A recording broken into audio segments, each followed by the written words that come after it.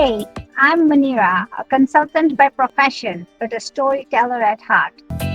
This is Munira's Musings, a place to talk about real stories, the thoughts we carry, the questions we ask, and the moments that have shaped who we are. If you're looking for honest conversations, small sparks, insight, inspiration, and ideas, then you're in the right place. Let's talk, let's grow, let's begin. Greetings from Chicagoland. Hi, everybody. Welcome to Munira's Musings. Our guest today is Jonathan. Let me see. Jonathan, what's your last name? Mclean. Mclean. There you go. He's Yes. calling us all the way from Germany. So, welcome to Munira's Musings, Jonathan. Thank you. Thank you. I'm really happy to be here. And I love the little, oh, this is happening situation that we find ourselves All in. right.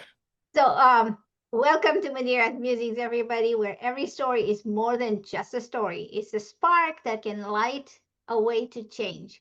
Each week, we sit down with remarkable guests whose journeys reveal lessons, insights, and fresh perspectives. And these perspectives might just challenge your thinking a little bit, and and it can affect your life in a positive way. But this isn't just about listening, it's also pausing to jot down the ideas that resonate. Because I guarantee you that whatever our guests are saying, you will get an idea to take it to the next level. And then you'll find ways to bring them to life in your own world, in your own business. Because real growth happens and begins with inspiration. And when inspiration meets action, there's magic that happens. So let's lean in together and see what today's conversation takes us. So again, welcome, Jonathan. Tell us a little bit about yourself. I was born in Germany and lived in Canada for a bunch of years, and now I'm back in Europe and loving it here. So for all of my life, I was very much a people pleaser and very much putting myself last, putting on everyone else's oxygen mask first. And then through the number of shifts through my life, I've gotten to this place where I've learned how to put on my own oxygen mask first, look deeper within myself, and be able to help other people do the same. So that's me in a nutshell. All right, so that's wonderful. Now, why is this important to you? Let's go back a little bit. When you said a people pleaser, where was this family? Was this work? What did you do as a job? Yeah, it was both. It was family, work, intimate relationships, friendship relationships, anything, and everywhere in life, I was pretty much a people pleaser. For myself, I was 17 years in the automotive industry. So I did a lot of overtime without being compensated. I let partners decide what they wanted to do instead of speaking up for my needs and saying what I would like to do and where I wanted to go and all of those kind of things. And I noticed that that came from this sense of a place of a fear that I would lose the connection if I spoke my truth. So I just got sick and tired of losing who I was. And so then I decided to shift. Okay, so this is really interesting, right? Because you talk about being a people pleaser. Now, was this something that was inundated to you by your parents? Like you have to listen to what I'm saying? Are you, do you have siblings? I'm really curious right now. I'm a middle child. I'm the second of four. And my mother, growing up, she was quite emotionally volatile. And my dad was emotionally absent. I think a lot of individuals, kind of resonate with that, where, the mom is up and down, and then the dad is just out of the picture and not present. For myself, the way that I received love is to be quiet, watch what's going on, and then see if anything might get the status quo better or worse. And then I would do whatever I could to preemptively keep it in that safe bandwidth, because having too high of emotions didn't feel good to me when I was a kid, and having too low of emotions from the surrounding world as well wasn't very good as well. So if my mom started to get a little bit frustrated, I would be in there, I would take care of whatever needed to be taken care of, and people please and do whatever I needed to do. Okay, so this was just because of your background, and you grew up with all of these habits because then you thought this is the safe zone to be in. Of course, yes. Now you talk about working overtime and letting all of the partners decide. So were you in sales, or when you say automotive industry, was that in sales or were you repairing stuff? What were you doing? Yeah, I was repairing, and then once I finished my apprenticeship, and I became a journeyman, I went traveling, injured my left arm, and had a little bit of a larger injury at that point in time. So I couldn't go back to repairing cars, and so instead I went onto the sales end of the of the repairs. So of Okay. selling parts, selling any kind of services as well. So this was your knowledge, right? You knew what was wrong with the cars, and now you could Yeah. sell it properly. So that there was an added plus, right? Just maybe the injury wasn't supposed to happen, or maybe it was supposed to happen. We don't know that, but it allowed you to pivot in your career. Now, when you Yes. said Yeah. you worked all out of overtime and didn't get paid, where were you there? I mean, in the United States and Canada, nobody gets done. Nobody gets taken without, for that ride anymore. So I'm just asking, were you in Poland or were you here? I was in Canada. All of my automotive career was in Canada. Okay, so Yeah. and then you just one day decided I've just had enough and you snapped. So what triggered that? The It, reason, and I am going to make it clear, the reason is yeah. this is a wonderful story, and I know where you're going with it. I mean, the end is really always the best part, but we want to know what triggered it, right? Because there was something that helped, that made you break that norm, the Hmm. status quo as you knew it. Right. I think it was failed relationship after failed relationship. That was the slow fuse that then became that final crack. Yeah, that finished my people pleasing, for good, I hope.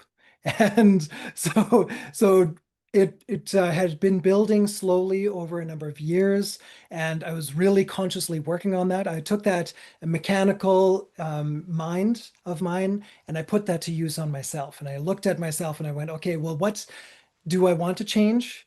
And then I started changing little bit by little bit. And then I found myself in that last relationship that really blew me over the top. And I said, you know what? Nope, I can't do this anymore. And I shifted pretty much a complete 180.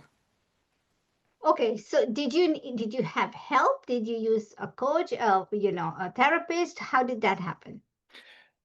I spent many, many years in therapy in my younger years. And then I've spent time in 12-step groups. I've worked with coaches. I've done alternative therapies as well, more in the psychedelic therapies. And I pretty much just about, if you name it, I've probably tried it. I've put a lot of different therapies to use to see what actually works for me.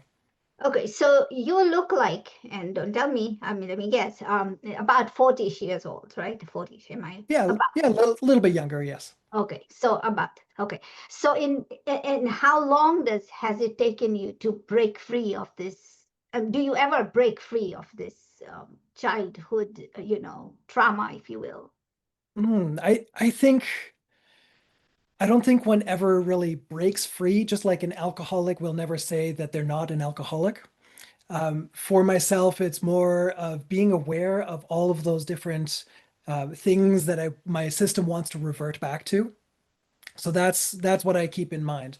And all in all, I first stepped into therapy in my early 20s. So about, yeah, 15, 20 years ago.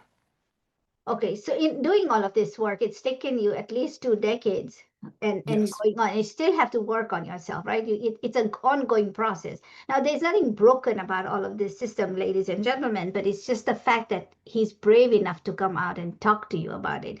And there are some times when we all feel, enough is enough. I can't do this anymore. So what's the alternative? And he found a way to do this.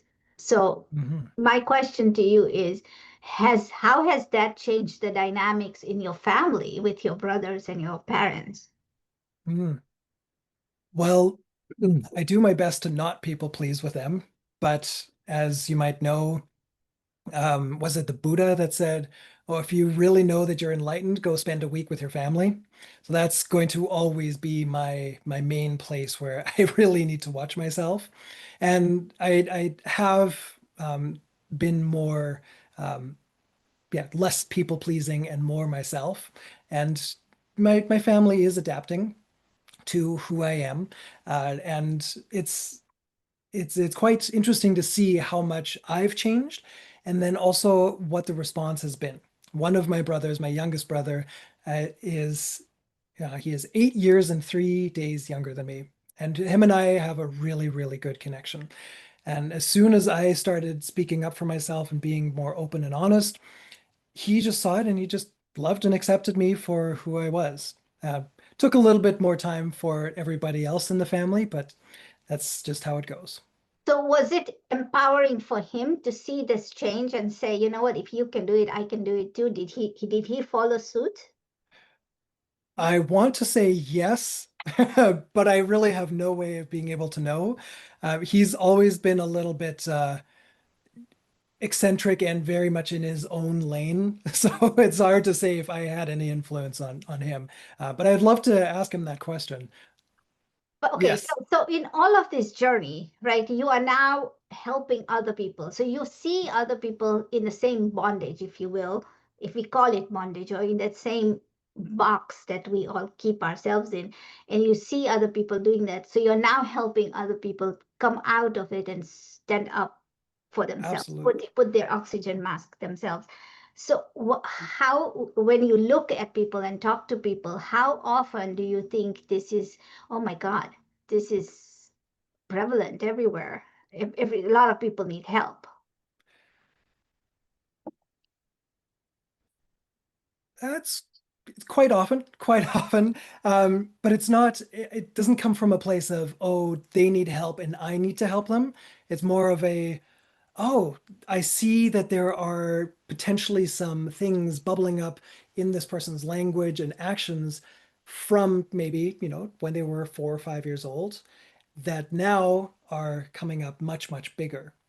So that's more what I try to pay attention to and then see, does this person actually want to change and heal and grow through that experience instead of reverting back to those old scenarios and those old field feedback loops that used to help them in the past to survive. So you went through a lot of therapy and a lot of professionals helped you. So how do you help people that you see who really need help? What are your steps?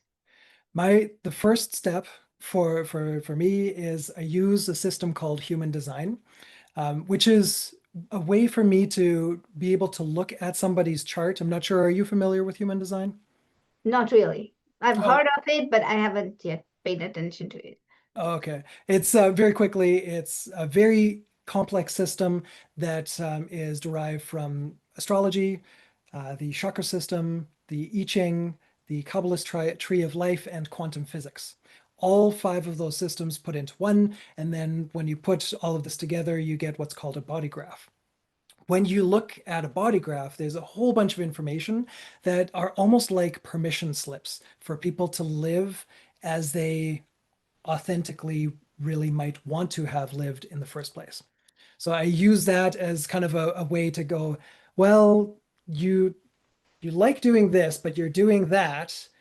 This is actually here in your chart. Like, there's a permission slip here that you can use. So that's one of the systems that I use. And then Now let me ask you oh this: yeah, where yeah, if yeah. somebody does this human design survey or fill out, is this like something like you fill it out, or is it something you're hooked up onto a machine to do? This is based off of astrology. So you put your birth information into this system that generates your chart, and I then see. and then it spits out what I see. the Okay. the All information. right. So it is all formula based and it all goes by the date of birth. Yes, yes, very much so. So do you think the stars have something to do with how we are aligned? Well, I'll answer that with another question. Do you think that the moon has an impact on how we live? Yes. There you go.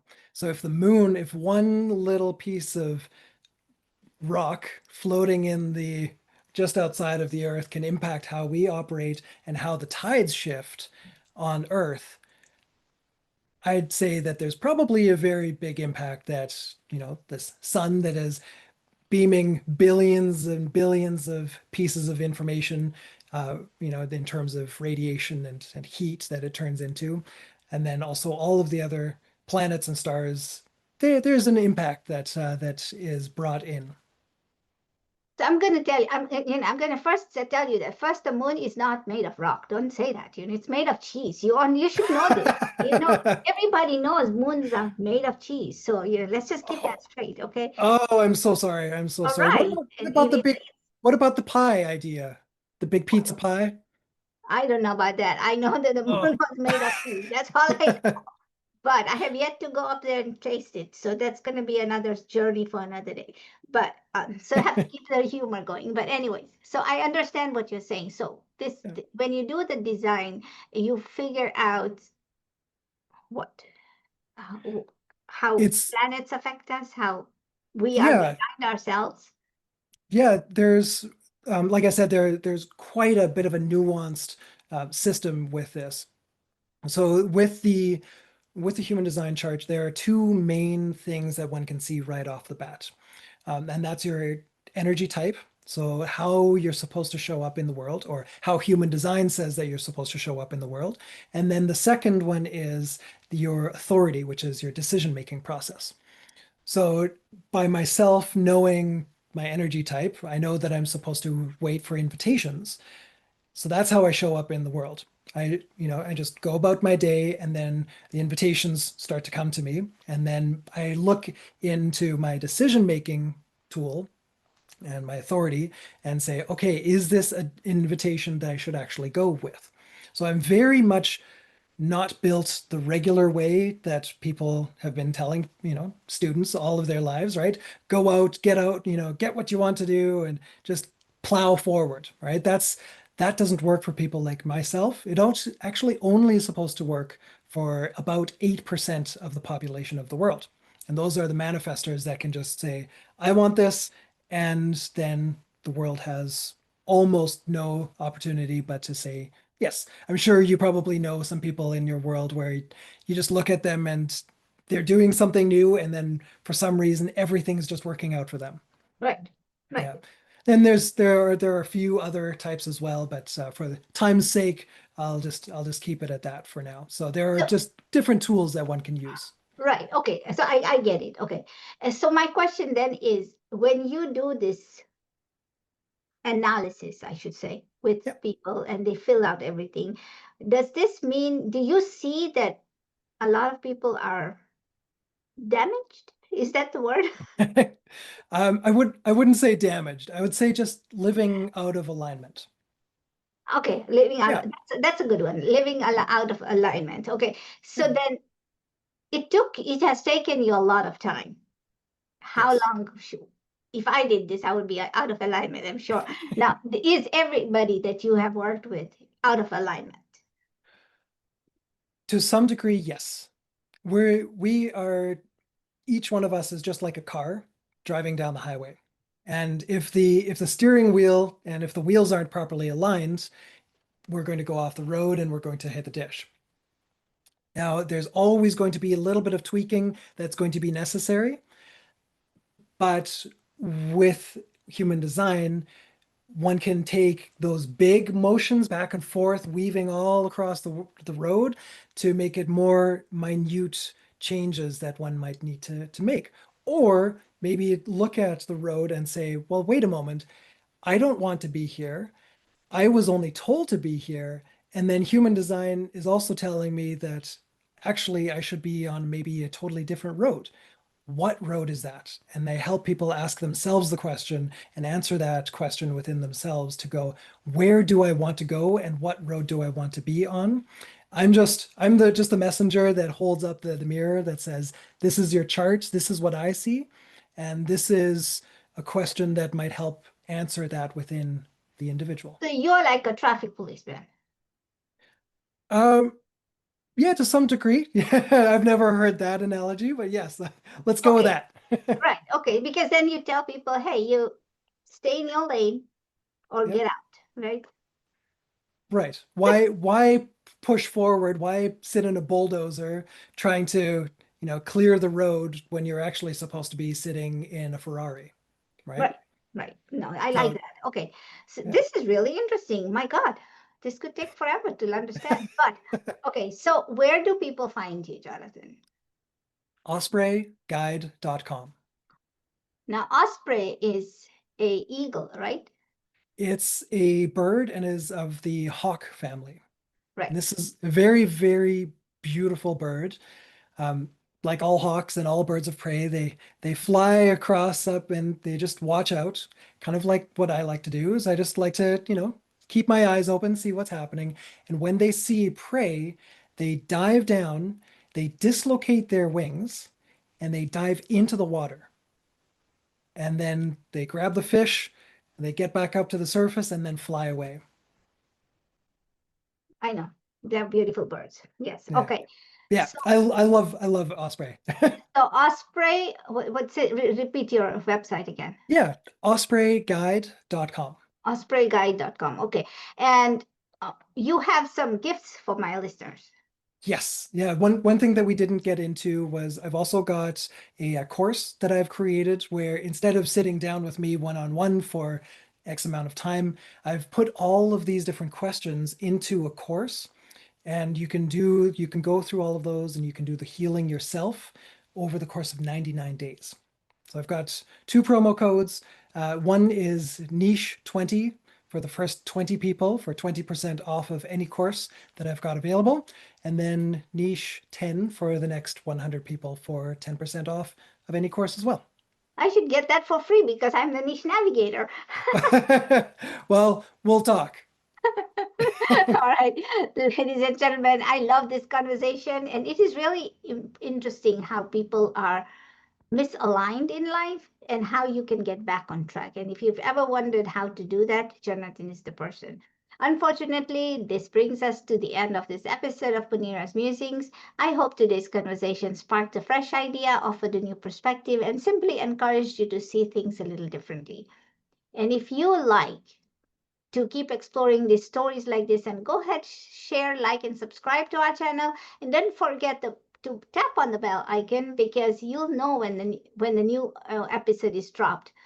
Thanks for joining me today, and until next time, stay curious, stay inspired, and keep turning those ideas into actions. I'll see you in another episode next week. Thank you, Jonathan. Thank you so much for being here. Thank you.